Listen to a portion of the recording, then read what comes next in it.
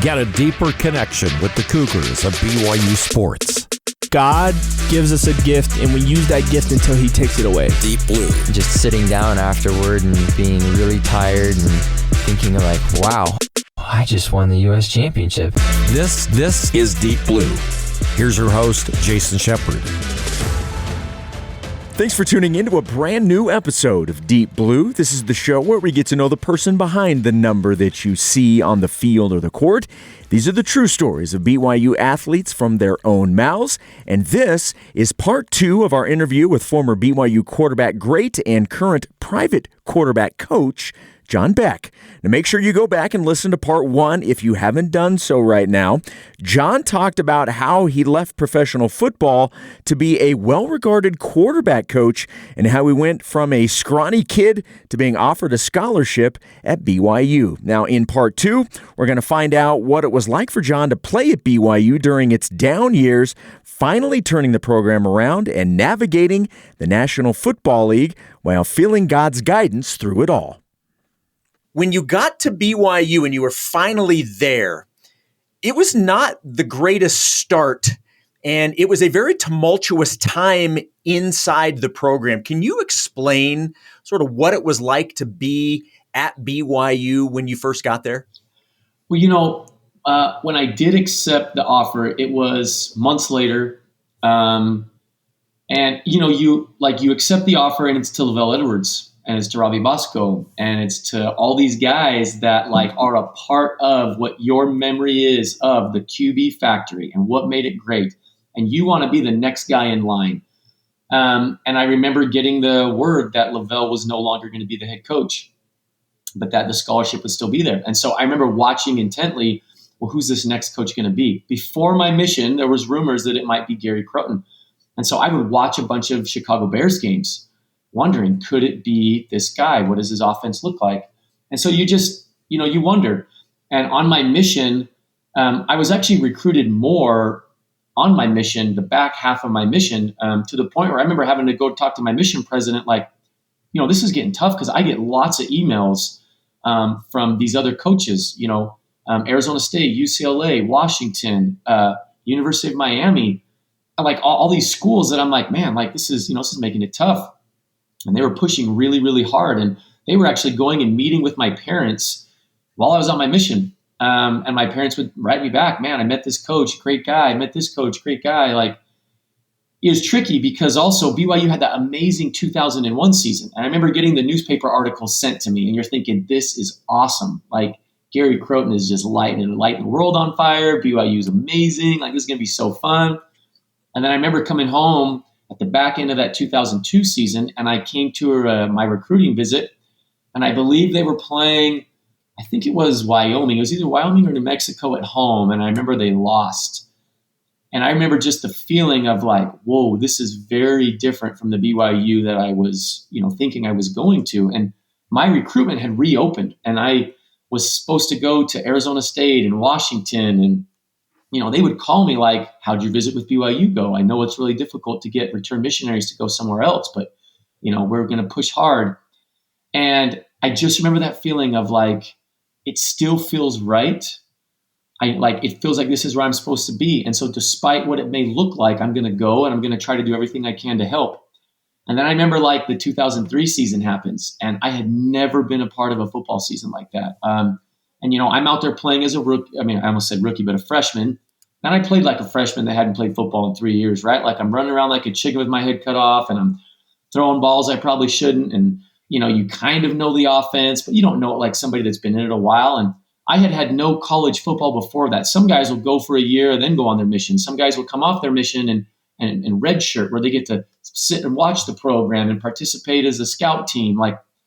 I had none of that. The first game I ever stood on a BYU sideline for, I played in and threw an interception in. I mean, it was just wild how quickly things were going. And then I'm the starting quarterback, and I don't think I'd ever lost back-to-back football games in my life. And all of a sudden, my first 2 starts, I lose them.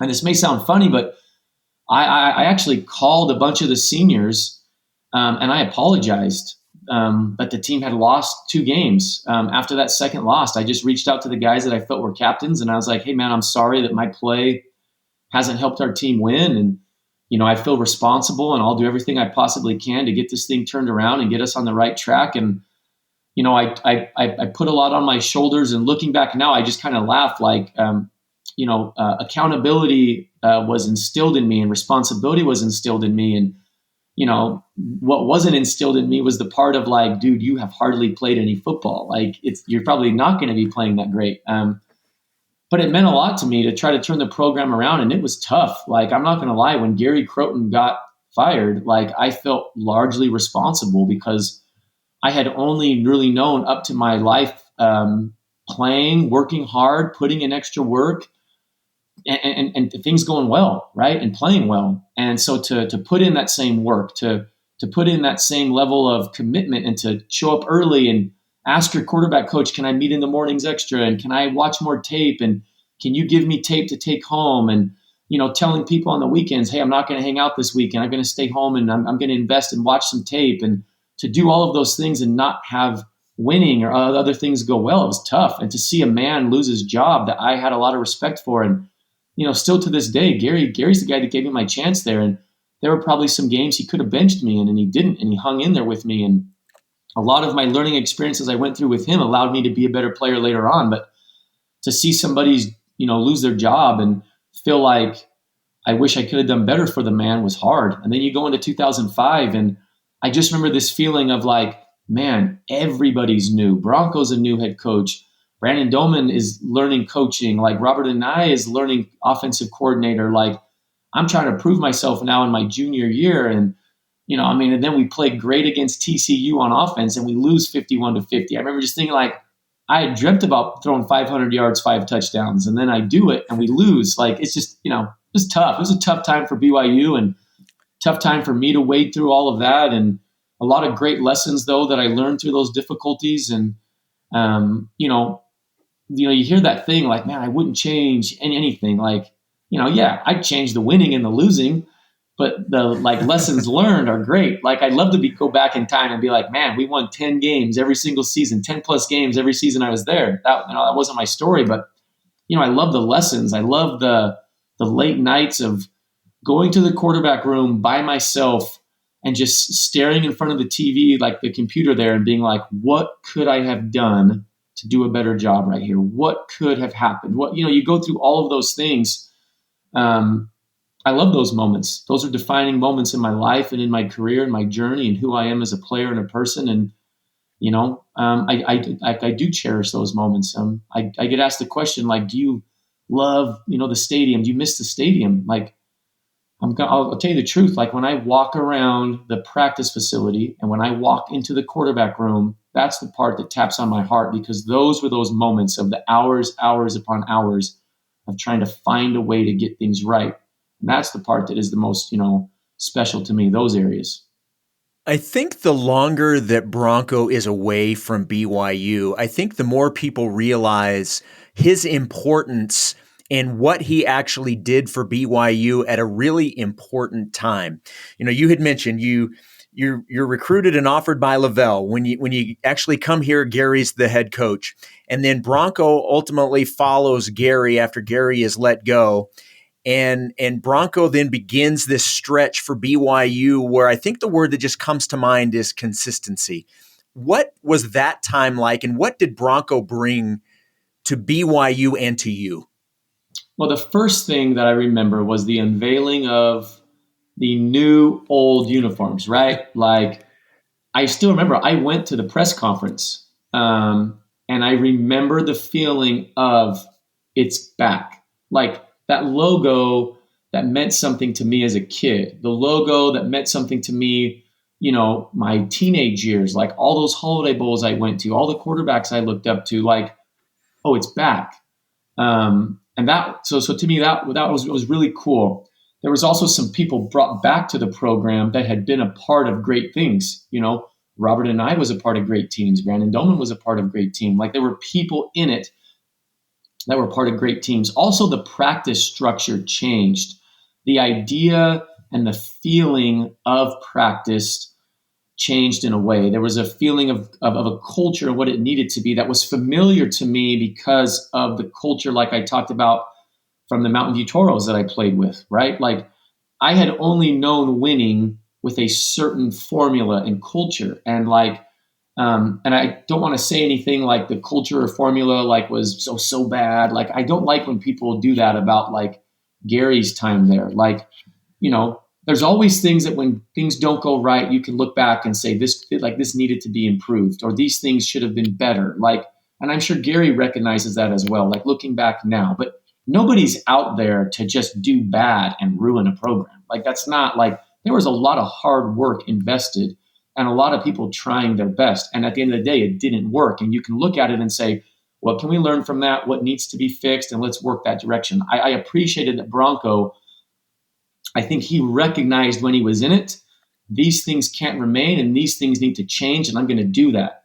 And I loved that. And I loved that I got to be a part of the flywheel process, right? Like, the initial push is the hardest push. And from where we fell to where we were trying to get back to, that was going to take a big push. And I love that I get to be a part of that initial push on the flywheel. And so I think when I look to where like BYU is, and I love that Kalani's there, and I love what's going on, like, man, there was a push made by Bronco in that 2005, 2006 seasons that, like, I still believe so much of that flywheel of that initial push is rolling now. And it's cool to be a part of that. And I kind of look at that also like my mission in Portugal. Those that serve in Europe understand how difficult the push is at times there with the work of the gospel and with sharing the message of the gospel, especially because some of the mindsets and, like in Portugal, the church is still very new. Like when I got there in the 2000, the church had really only been in Portugal for a little more than 20 years, and there was laws that limited, what your faith could be, and so it's the difficulty, it's the flywheel there, even in Europe, the push of the gospel, and so like I look at things in my life that for whatever reason, whether it's the Lord's hand and timing in my life or happenstance or whatever you want to call it, I have seen the initial push and the beginnings of the flywheel effect of being in a tough spot and climbing out of it in many areas of my life, both the things that I choose to do professionally or personally, just all of that stuff. And because of that, I appreciate those moments. Coming up after the break, John discusses the fantastic 2006 BYU football season and, of course, the most important lessons he's learned from football. This is the Deep Blue Podcast on BYU Radio. Hey, Cougar fans, Jason Shepard here to talk about one of our other great BYU Radio podcasts, Big Stories. It's a show about amazing stories from Big 12 schools and beyond. Host Cleon Wall traveled to places like Tempe, Lawrence, Orlando, and other cities to find real-life tales from BYU's opponents, like Baylor grad Jimmy Durrell, who moved back to an impoverished Waco neighborhood to help those who couldn't help themselves. Cleon has plenty of stories just like that through the football and basketball seasons. Don't miss out. Find Big Stories on YouTube, Apple Podcasts, or wherever you listen to your podcasts.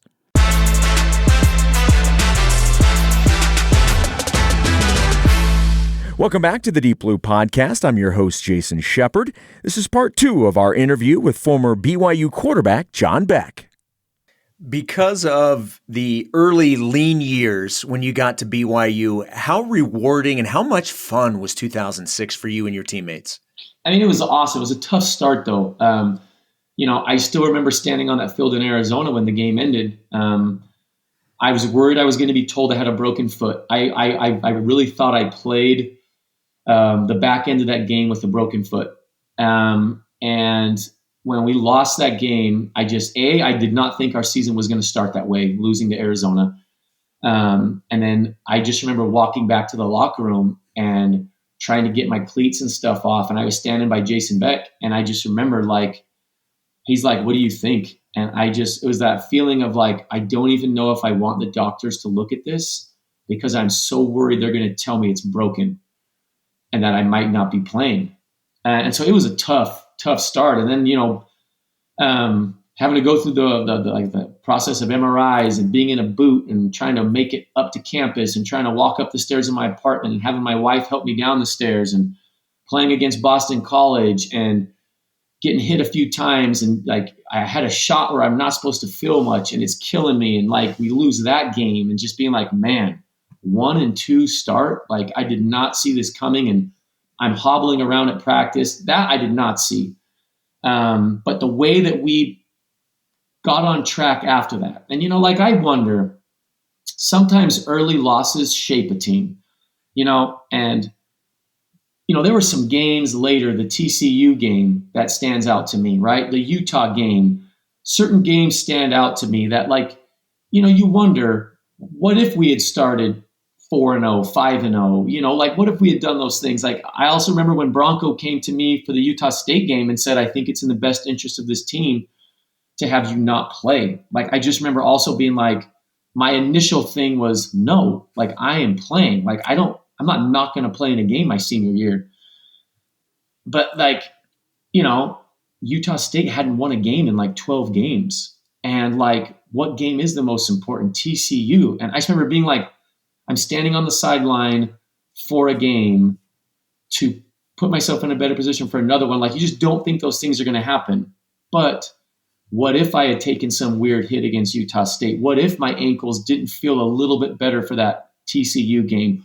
What if we hadn't learned some great lessons during those first 2 games? Coaching staff did some things a little bit different. I think in the beginning of the season, we approached the Arizona game like maybe we can take this approach with the game plan and be this style. And man, no, that's not us. We need to do something different. Like sometimes those things in the beginning of the season really shape what your team is at the end. Not just players, but coaches and their play calls and the way that they see the team. And so, the cool part for me was you never know how stories start. You never know how stories end. I feel really blessed that not just me, but all of my teammates, we got to end it in a really storybook style. Like, there is no cooler finish to the game than that Utah game. There's no cooler feeling than what I got to experience after that play. And then to go and play in a bowl game and to win it the way that we did. That was so cool. And so I'm always grateful for the experience. It's really gratitude, not necessarily like a feeling of like, I'll always get to celebrate that. And, and just like, oh, they should always cheer for us or something. It's like, I'm grateful that our group of guys, coaching staff, players, that we actually get to share those memories of a real cool ending, because sometimes you can have a great season, but that doesn't mean the ending gets to be great like that. Like our ending to our story, for especially us guys that came in 2003, and the guys that redshirted in 2002, from where we were in 03-04 to where we finished in 06, that's the part that is just so awesome that we get to share that forever. We certainly are not going to gloss over Beck to Harline, one of the most iconic plays in BYU football history, and personally one of my favorite sports memories of all time. It's one of 2 of my favorite sports memories during my entire life. But I want to ask you, not specifically about the play, but you touched on it just a second ago. Can you appreciate how iconic it is for BYU fans? Because I'm assuming you can't go anywhere without somebody asking you about that. Can you appreciate what that play means in the history of BYU football? In the moment, it meant a lot to our team and to me personally. And you don't understand then that, like, how that's going to carry on for 20 years, Yes, that is the play that random people all over the place, no matter where I'm at. Oh, man, here's where I was. Oh, man, here's how old I was. Oh, here is what happened. Or this, there's the stories upon stories. Or like you said, people will be like, that is my all-time favorite sports play. It's really cool. I don't know the names of the 2 guys that did the call of the Mountain West thing, but like that keeps getting sent to me. They must have just done it like this last week.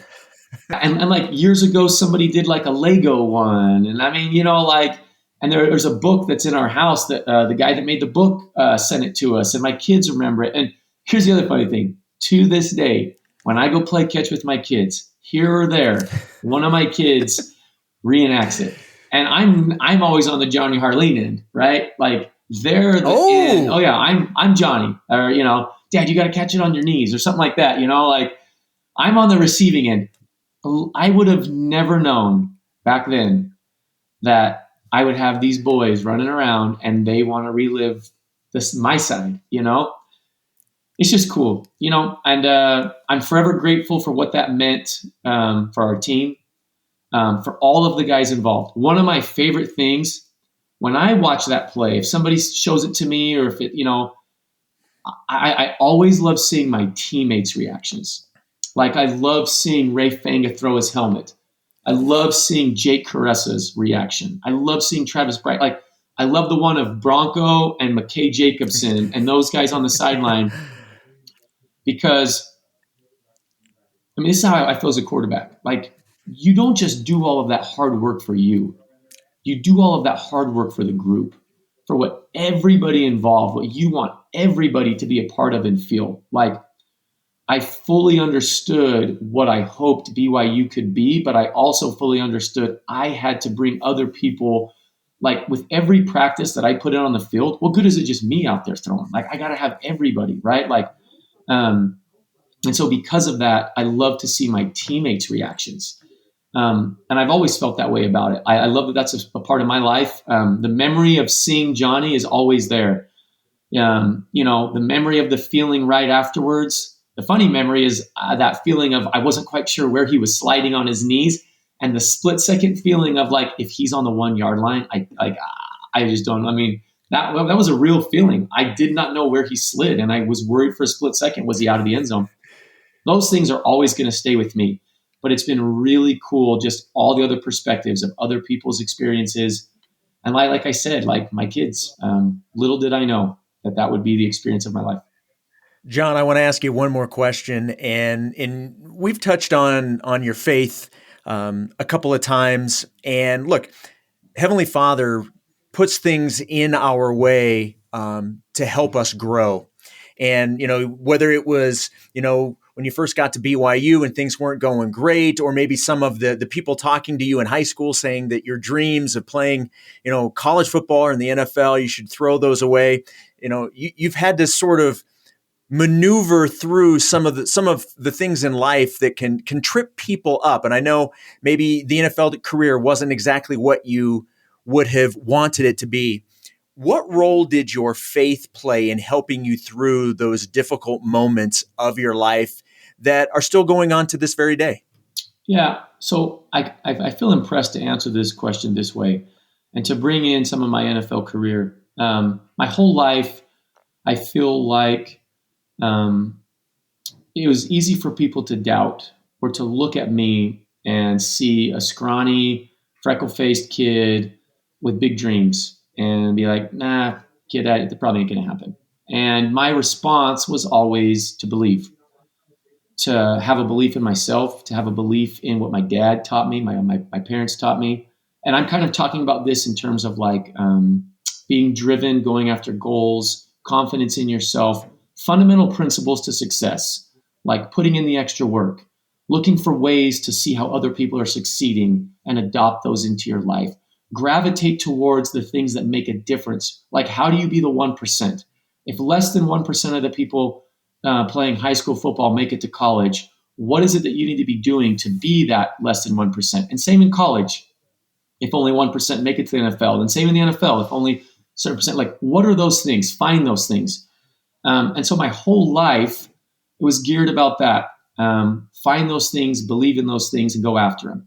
And so to have a journey where from a young age, I did those things and I felt like high school, like it ended great. Junior year, I threw one touchdown pass. I remember going to the mall because they would put out this magazine of the top football players in the state of Arizona, the top teams. And I would go get it every year because I was so interested in who are the top 25 quarterbacks this year. And so going into my senior year, I would hope that I would be on that list. And I remember I wasn't. And I still remember like being like, all right, well, I've been in this spot before. Like, I don't care what a magazine thinks of me. I don't care about that stuff. I'm just going to put my nose down and work. That's who I am. I was raised to be a worker, and I'm going to do that. I'm just going to keep working.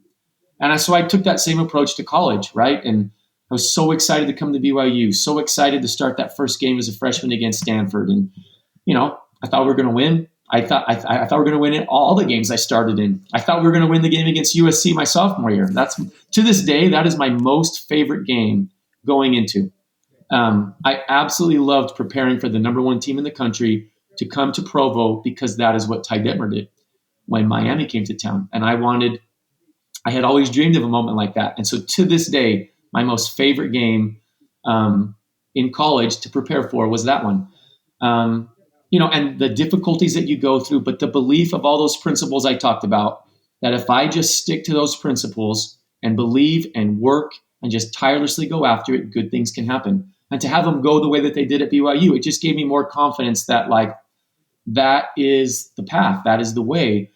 And so when I entered the NFL and I end up on the Miami Dolphins and we go 1-15 and I become the starting quarterback, we were either like 0-9, 0-10, and we're going on the road to play in Philly that had the number one defense. And I know that next week we're going to go play Monday night against the Steelers against the number two defense.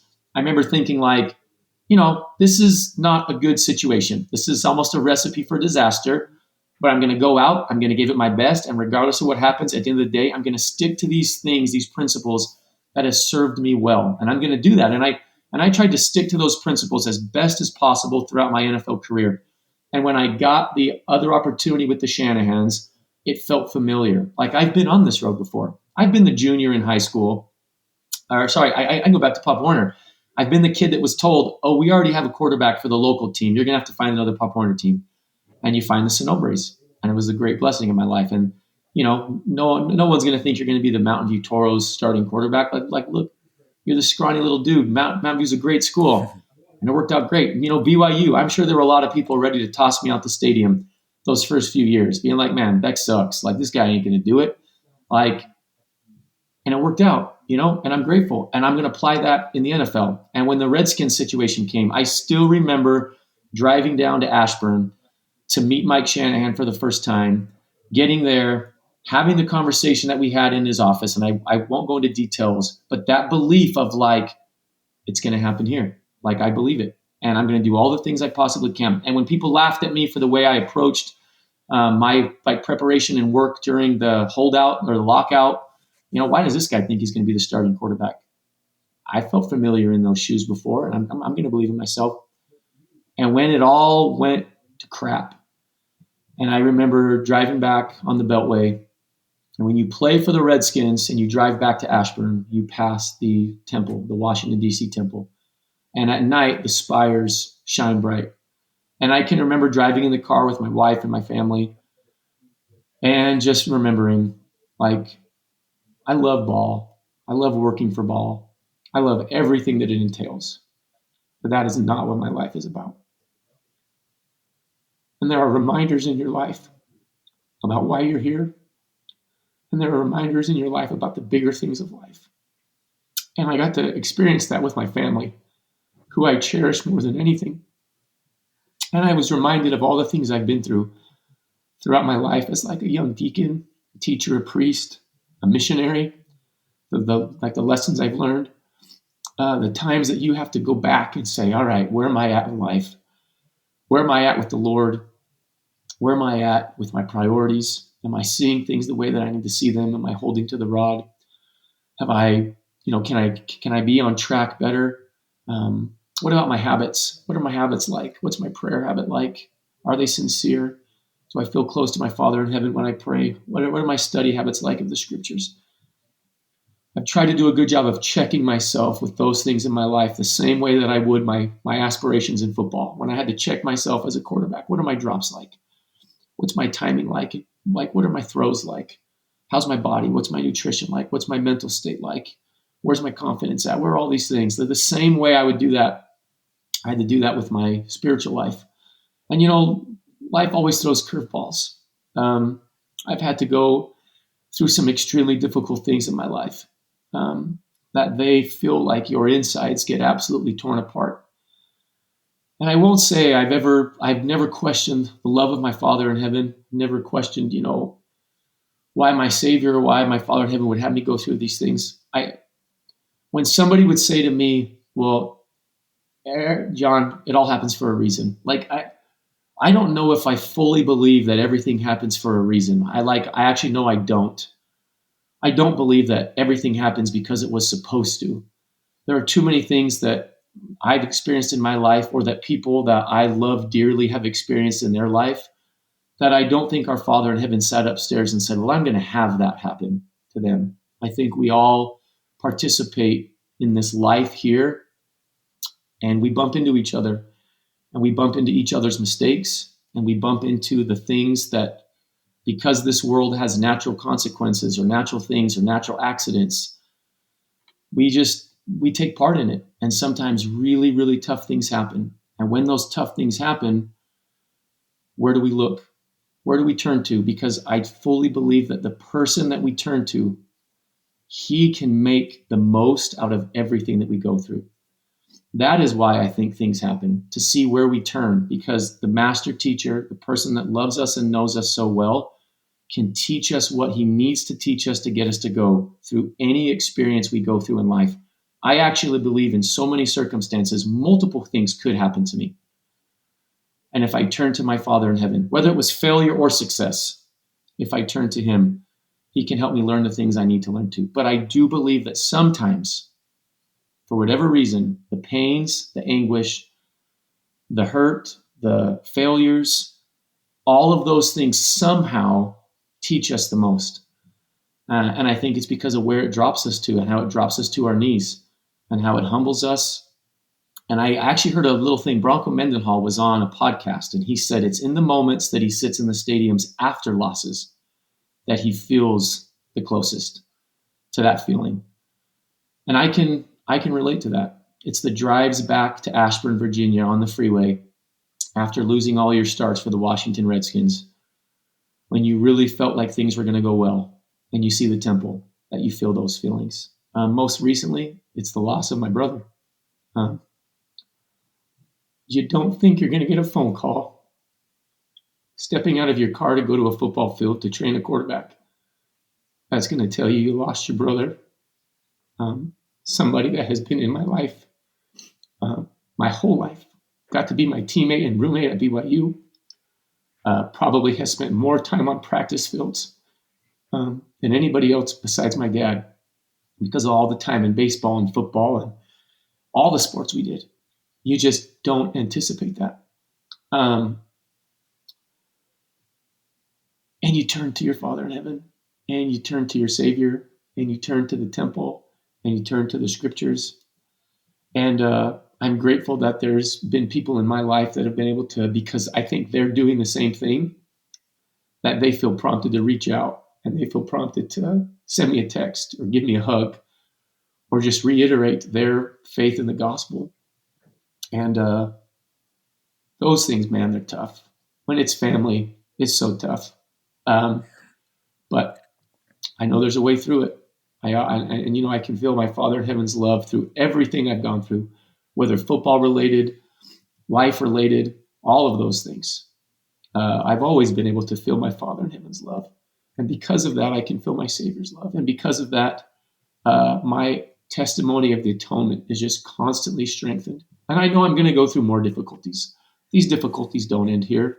There's going to be ones that hit just as hard. And I just want to make sure I'm doing the things just like I did as a quarterback. I'm putting in the extra time. I'm preparing my son for his mission by reading Preach My Gospel like we just did a couple hours ago. I'm trying to stay true to my prayer, my scriptures, all those things, so that when those moments come, when the storms in my life hit me, that I turn to my rock and my foundation, and I just keep doing that over and over again.